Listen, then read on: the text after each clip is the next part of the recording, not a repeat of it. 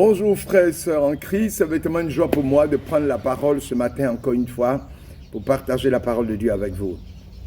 Je suis Michael Bogu, je suis disciple de Christ, je suis serviteur de Dieu vivant. Nous sommes nés, nous avons accepté Jésus-Christ de Nazareth, nous sommes nés pour prêcher l'évangile, pour annoncer Jésus aux nations. Voilà. Nous avons constaté qu'en général, les chrétiens ont quel problème? Ils sont ballottés par tout vent de doctrine. Ils sont ballottés par tout vent contraire parce qu'ils ne prennent pas le temps de lire la parole de Dieu, de la méditer. Et donc ce matin, je suis venu pour vous dire, pour vous donner des exemples de personnes qui méditaient la parole, afin que nous puissions nous en inspirer pour méditer la parole et éviter de nous faire balloter par tout vent contraire, par de faux pasteurs, de faux prophètes. Voilà.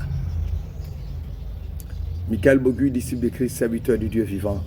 Nous prions le Seigneur. Notre Père et notre Dieu, créateur du ciel et de la terre. Je bénis ton nom, je t'élève en dignité, en vérité, en esprit, et je proclame ton règne. Je célèbre ta victoire. Ce matin, c'est toi qui tiens ma vie entre tes mains. Père, je suis venu édifier les frères et m'édifier moi-même pour la gloire de ton nom. Alléluia. Amen. Voilà. Le monde attend avec un ardent désir la révélation des fils de Dieu. Mais cette révélation va se faire comment? Elle va se faire avec la connaissance de la parole de Dieu. Parce que pour révéler quelque chose à quelqu'un, pour révéler des vérités cachées qui ne sont accessibles qu'à les personnes qui marchent dans les voies du Seigneur, il faut que tu lises la Bible. Il faut que tu manges la Bible. Il faut que tu marches avec la parole de Dieu pour que tu puisses révéler quelque chose à quelqu'un. Un endroit où tu n'es pas allé, tu ne peux pas envoyer quelqu'un en considérant que tu connais tous les paramètres de ces lieux. Voilà pourquoi les Africains disent que écorce d'arbre que tu n'as pas vu le matin, un arbre que tu n'as pas vu le matin, la nuit tu ne peux pas trouver son écorce pour le couper pour te soigner. Alors nous allons lire l'Acte des Apôtres, chapitre 17, verset 11 à 12. Ces Juifs avaient des sentiments plus nobles que ceux des Thessalonites. Ils reçurent la parole avec beaucoup d'empressement et ils examinaient chaque jour les Écritures pour voir si ce qu'on leur disait était exact. Plusieurs d'entre eux crurent, ainsi que beaucoup de femmes grecques de distinction et beaucoup d'hommes. Quand nous lisons ce passage biblique, qu'est-ce que nous voyons? Nous voyons les Juifs de Bérée qui reçoivent d'abord la vérité. Regardons ensemble comment les Béréens acceptent la parole de Dieu. D'abord, les Béréens reçurent cette parole. Ensuite, l'ayant reçue, les Béréens vont l'examiner. Ils examinaient cette parole. Et finalement, ils crurent à la vérité de la parole de Dieu. Les Béréens vont d'abord recevoir ce que prêchaient Paul et Silas. Mais ils ne vont pas s'arrêter là. Ils vont par la suite aller dans les Écritures afin de s'assurer que ce que Paul et Silas prêchaient était conforme aux Écritures. La vérité fut amenée à eux comme conclusion tirée de l'interprétation de cette Écriture-là. Les apôtres leur enseignaient que Jésus était le Christ, le Fils de Dieu. Ils ne se sont pas arrêtés là pour croire en ce que quelqu'un dit. Ils vont aller vérifier. Donc, les Béréens vérifient ensuite cette vérité pour s'assurer que la prêche était en accord, en phase avec les Écritures. À ce stade, il s'agissait des textes de l'Ancien Testament qu'il avait à la synagogue. Voyant que ces paroles sont conformes à l'Écriture, ils vont alors prendre l'engagement de croire et d'accepter. Mais qu'est-ce que nous constatons aujourd'hui? Les chrétiens de notre siècle ne se conforment pas aux vérités essentielles de la foi développées au sein de l'Église primitive et dans les Écritures. Qu'est-ce qu'ils font? Les chrétiens d'aujourd'hui, de notre siècle, ne lisent pas. Comme quelqu'un pouvait dire, si tu veux cacher un trésor aux humains, il faut mettre ça dans un livre. Les chrétiens devraient examiner les Écritures pour voir comment ces enseignements correspondent au témoignage de la parole de Dieu. Nous devons examiner les Écritures, ne point nous en éloigner, méditer la parole nuit et jour, et pas mettre notre confiance dans les vérités humaines, dans la philosophie. Nous recevons la vérité prononcée pour nous, nous la vérifions, nous la gardons, par l'autorité des Écritures. 2 Timothée 1,14, garde le bon dépôt par le Saint-Esprit qui habite en nous. Et les Béréens, ils apprenaient en tant qu'Église. Aujourd'hui, tu vas dire des frères et sœurs, on doit se retrouver à l'église pour adorer Dieu. Combien de personnes viennent? Dans notre époque d'individualiste, dans laquelle on pense étudier la parole uniquement et prier en privé, lire la parole de Dieu de façon personnelle, personne ne veut se retrouver en grand nombre pour étudier la parole, pour échanger. Et ça fait que si tu mets une étude biblique dans une communauté, cette étude biblique ne dure pas parce que les chrétiens ne viennent pas. Ce n'était pas la bonne méthode des Béréens. Les Béréens se rassemblaient chaque jour dans la synagogue afin d'examiner les Écritures.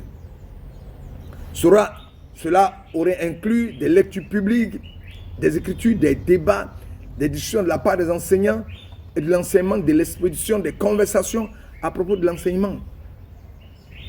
Ce acte d'interprétation, quel qu'il fût, d'autres dans les détails, était un acte communautaire.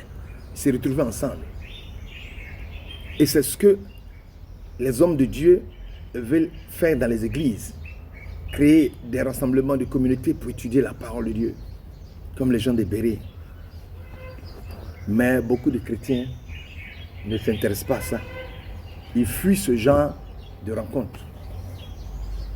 Cet aspect des choses est fondamental au but même des Écritures. Leur but principal est la révélation de Dieu en tant que Père, Fils et Saint-Esprit.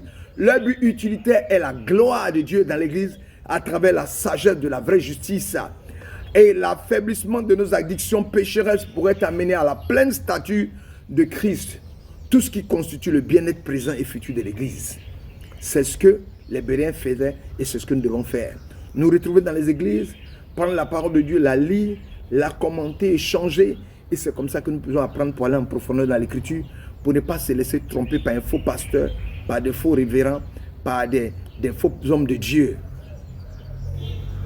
Si un homme de Dieu se met sur des individus couchés par terre et puis il est en train de prêcher, c'est parce que ces personnes-là sont dans l'ignorance. Qu'il se couche par terre et puis l'homme de Dieu s'assoit, s'arrête sur eux. Si un homme de Dieu veut qu'on attrape son fauteuil pendant qu'il est en train de prêcher, c'est parce qu'effectivement, les gens qui sont là ne comprennent rien. Il faut lire les Écritures. L'acte d'interprétation biblique, quel qu'il fût d'autre dans les détails, est un acte communautaire. Il s'agit là d'un point fondamental pour l'interprétation biblique. Si le but des Écritures est la révélation de Dieu et de sa gloire dans l'Église, alors les Écritures ne peuvent pas être correctement interprétées en faisant abstraction de la communauté, de la sagesse, de la mission de l'Église. Si nous sommes destinés à devenir des Béréens, nous ne devons pas dissocier, nous ne pouvons pas nous dissocier de la communauté. Nous devons nous être en communauté, lire la parole de Dieu. C'est comme ça que nous pouvons faire avancer l'action de faire de la théologie. Nous avons besoin les uns des autres pour discerner dans l'enseignement des Écritures qu'est-ce qui est bon. Si par exemple un frère est en train de donner une version d'écriture qui n'est pas bonne, on peut le corriger. C'est comme ça que nous allons apprendre les Écritures pour que nous ne les laissons pas berner par des individus mal intentionnés, des loups ravisseurs qui cherchent à exploiter le peuple de Dieu. On ne peut pas faire de la théologie seul dans son coin. Non, on doit étudier la parole. On doit entrer en contact avec la parole. On doit aller faire des recherches. C'est comme ça, on doit confronter ce qu'on a eu avec des frères et des sœurs pour que dans la contradiction puisse jaillir l'étincelle. Être des Béréens ne consiste pas uniquement à examiner les Écritures que nous avons maintenant au complet, mais examiner la Bible, y voir le plan de rédemption de Dieu à travers la mort et la résurrection de Jésus-Christ. Si je pouvais emprunter l'expression de Wafi, être un Béréen revient à lire avec la lumière allumée. Voilà. La lumière allumée, le Saint-Esprit. En lisant de cette manière, nous voyons le plan de salut depuis l'Ancien Testament jusqu'au Nouveau Testament. Car Dieu était en Christ réconciliant le monde avec lui selon 2 Corinthiens chapitre 5 verset 19. Être des vrais Béréens, c'est quoi au final? Ce n'est pas de gagner des débats ou remplir nos têtes de connaissances comme un fin et une fin de soi. C'est-à-dire, par exemple, il y a des personnes qui sont là, qui sont dans des débats de la parole. Ils considèrent que, bon, je vais me remplir la tête de la parole de Dieu seulement, c'est tout. Non, il faut se remplir de la parole de Dieu, mais il faut la mettre en pratique. Le passage dit, c'est afin que beaucoup croient. Acte chapitre 17, verset 12. Donc, on étudie la parole de Dieu pour la prêcher, l'annoncer, afin que le monde qui attend avec un ardent désir la révélation du Fils de Dieu puisse recevoir cette révélation. Le but à rechercher dans l'imitation des Béréens est d'affermir et de renforcer notre foi. Le but recherché dans l'imitation des Béréens, c'est de prêcher la personne et l'œuvre de Christ tirée des Écritures qui sauve et sanctifie.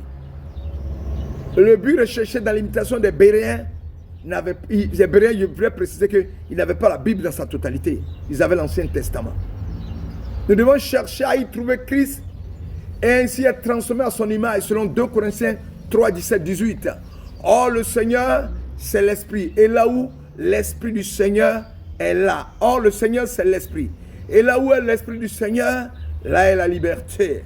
Nous tous qui, le visage découvert, contemplons comme dans un miroir la gloire du Seigneur, nous sommes transformés à la même image de gloire en gloire comme par le Seigneur, l'Esprit. Voilà. Soyons comme les Juifs de Bérée. Recevons la parole de Dieu. Examinons cette parole et croyons en cette sainte parole afin d'aller toucher le monde qui n'attend qu'avec un ardent désir la révélation du Fils de Dieu. Que l'Éternel vous bénisse, que sa grâce soit manifestée, Père. Touche le cœur de mon frère pour qu'il puisse lire la parole, la pratiquer, la manger, la connaître et aller la prêcher afin que l'humanité puisse bénéficier de la lumière et que les ténèbres soient chassées et que la gloire de Dieu pénètre les cœurs pour que beaucoup soient gagnés à Christ et que les futurs occupants de l'enfer, les futurs entrant dans le royaume de Satan puissent être dégagés pour entrer dans le royaume de Jésus-Christ de Nazareth. Alléluia, amen. Que l'Éternel vous bénisse en vos rangs, grades et qualités et qui vous accompagne dans le nom de Jésus et à votre retour dans le nom de Jésus. Soyez bénis au nom de Jésus. Alléluia, amen. Je vous aime.